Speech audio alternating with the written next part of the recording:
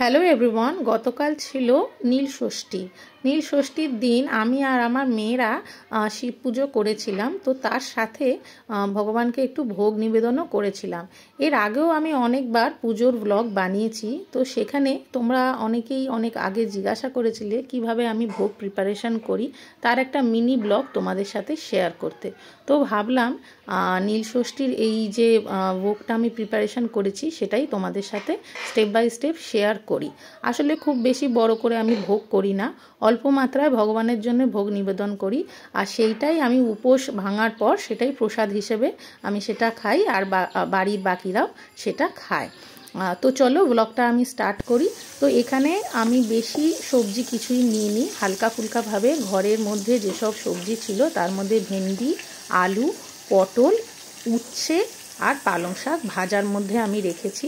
সাথে রেখেছি গাজর আর বিনস, টমেটো, যেটা কিনা আমি পরে ডালিয়াতে দেব। আর এখানে আমি একটু ঘি প্রদীপের জন্য আলাদা করে রেখেছি। পুরো রান্নাটাই কিন্তু আমি ঘিতে করছি।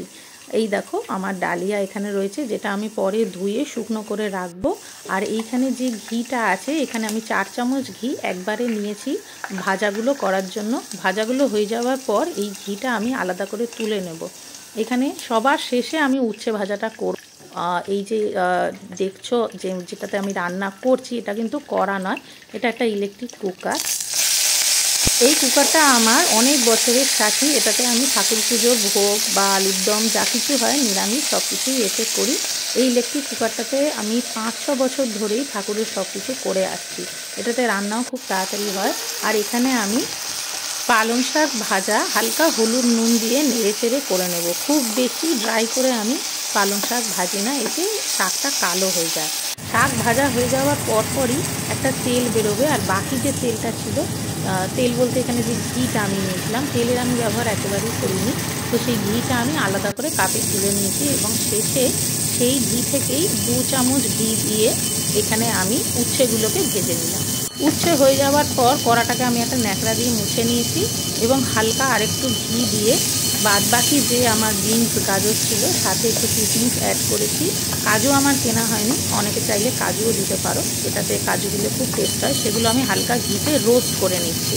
আর যে ডালিয়াটা আমার ঝুরঝুরে করে শুকনো করে রাখা ছিল ধুয়ে, সেইটা এবারে আমি অ্যাড করেছি। তার আগে আমি ফোড়ন দিয়েছি, ফোড়নের ক্লিপটা আমার তোলা হয়নি। তো আমি তোমাদের বলে দিই, এখানে আমি বেশি কিছু ফোড়ন দিইনি, হালকা টমেটো ফোড়ন আর জিরা ফোড়ন দিয়েছি। আদা অ্যাড করিনি, ডালিয়াতে আদা লাগে না, কারণ ডালিয়ার নিজস্ব একটা আলাদা টেস্ট আছে। তো ভালো করে আমি এই ঘিতে আর ওই ফোড়নের মশলাতে এই যে ডালিয়াটা ভালো করে রোস্ট করে নেবো 1 থেকে 2 মিনিট। সাথে একটু নুন অ্যাড করব, দিয়ে আবার একটু ভালো করে রোস্ট করব।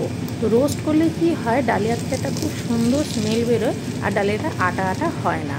পরে যখন আমি জল অ্যাড করব, উষ্ণ জল অ্যাড করতে হবে অবশ্যই, ঠান্ডা জল একেবারেই না। সেই উষ্ণ জলের মধ্যে আমি বাকি রোস্ট করা ওই সবজিগুলো আর একটুখানি পালং শাক আলাদা রেখেছি সেটা দিয়ে দেবো। সাথে রোস্ট করার সময় আমি একটুখানি ধনেপাতার ডাঁটি অ্যাড করেছি। এইগুলো দিলে কি হয়, ভালো একটা গন্ধ হয় ডালিয়ার মধ্যে। ধনেপাতা যদিও সবার শেষেই অ্যাড করে, কিন্তু আমি ভাজার সময় হালকা করে তরকারিতে হোক বা ঠাকুরের ভোগে হোক একটু অ্যাড করি, এতে ভালো স্মেল আসে। এইবারে আমি জল অ্যাড করেছি, উষ্ণ জল অবশ্যই, আমি বারবার বলছি। আর সাথে যে সবজিগুলো ছিল সেগুলো অ্যাড করে দিচ্ছি, কিশমিশ, গাজর, বিনস। আর যখন ফুটে যাবে তখন আমি পালং শাকটা অ্যাড করব। আর যদি নুন লাগে, হলুদ লাগে, যেরকম মশলা তোমরা দিতে চাও দিতে পারো। ঠাকুরের ভোগে মোস্টলি আমি বেশি মশলা দিই না, আর ডালিয়ার ক্ষেত্রে হিং বা আদা লাগে না। অনেকে যারা পছন্দ করে তাদের ব্যক্তিগত। আর এর মধ্যে আমি লঙ্কা অ্যাড সেরকম করিনি, হালকা একটাই লঙ্কার ফালি দিয়েছি গন্ধের জন্য। যখন ফুটে উঠেছে তখন আমি চাপা দিয়ে দিলাম এবং শেষে যখন দেখছি ডালিয়া ঘন হয়ে গেছে, এইবারে আমি পালং শাকগুলো দেবো। খেয়াল রাখতে হবে পালং শাকগুলো দেওয়ার পরই কিন্তু এটা অফ করে দিলে ভালো, নইলে শাকগুলো এই যে বলেছিলাম বেশি করলে কালো হয়ে যায়। পালং শাক খুব তাড়াতাড়ি রান্না হয়, তো গরমের মধ্যে আপনি ভাপে হয়ে যাবে। আর পালং শাক ডালিয়ায় দিলে ভীষণ সুন্দর একটা গন্ধ বেরোয়। শেষে আমি একটু চিনি অ্যাড করছি, ঠাকুরের রান্নায় চিনি না দিলে হয় না।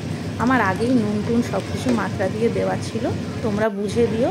রান্না আমার হয়ে গেছে, এবার ধনেপাতাটা অ্যাড করে আমি ফ্লেমটা অফ করে দেবো। আর এইভাবেই আমি চাপা দিয়ে এটাকে রেখে দেবো 5 মিনিটের জন্যে। এবার আমি যাব পুজোর রেডি করতে। সাথে এইবারে কিভাবে আমি থালায় সাজিয়েছি তোমাদের দেখাই। সব শেষে এই যে এখানে বাড়তিটা রেখে দিলাম, সেটা আমি প্রসাদই পরে অ্যাড করে দেবো। সাথে এখানে আমি আলাদা একটা ঘি দিচ্ছি। আগে আমি আশীর্বাদ ঘি দিয়েছিলাম রান্না করার জন্য, আর এখানে আমি গাওয়া ঘি দিচ্ছি, যেটা ইস্কন থেকে নেওয়া। এই ঘির গন্ধ কিন্তু আলাদা, আর রান্নার ঘি আলাদা। রান্নার ঘিতে একটা হালকা মৃদু গন্ধ আসে, আর এই ঘিটা খুব স্ট্রং, যেটা উপর দিয়ে ছড়িয়ে দিলেই ভালো লাগে। এইবার আমার পুজোর প্রিপারেশান রেডি। পুজোর সামনে এখানে প্রসাদ আর ভাজাগুলো সব আমি আলাদা করে সাজিয়ে দিয়েছি। এবার আমি আরতি করব। মেয়েরা আমার সাথে জয়েন করেছে। শিবকে প্রথমে আমি স্নান করাবো। শিবের জলও আমার রেডি, ডাবের জল, দুধ দিয়ে, চন্দন দিয়ে, কর্পূর দিয়ে আমি শিবের যে জলটা রেডি করেছিলাম, এবার আমার মেয়ে ভালো করে শিবকে চন্দন দিয়ে ঘষে তাকে স্নান করাচ্ছে। আমি এইভাবেই ওদের পুজোটা শেখাই, কারণ নীলষষ্ঠী তো বাচ্চাদেরই পুজো, আর বেশ ভালোও লাগে। এমনিও আমার মেয়েরা রোজ পুজো করে আমার সাথে। তো আমার আরতির সব কিছু রেডি হয়ে গেছে। আমার এই ব্লগটা তোমাদের কেমন লাগলো আমাকে অবশ্যই জানিও। এইভাবেই আমি পুজোর সব কিছু প্রিপারেশান করি। যে কোনো পুজোতেই আমি হালকা ফুলকা একটু ভোগ দিই। ভোগ দিয়ে সেই প্রসাদটাই সেইটা আমরা খাই, আমাদের ভালো লাগে। আমাদের এইভাবেই পুজো হয়।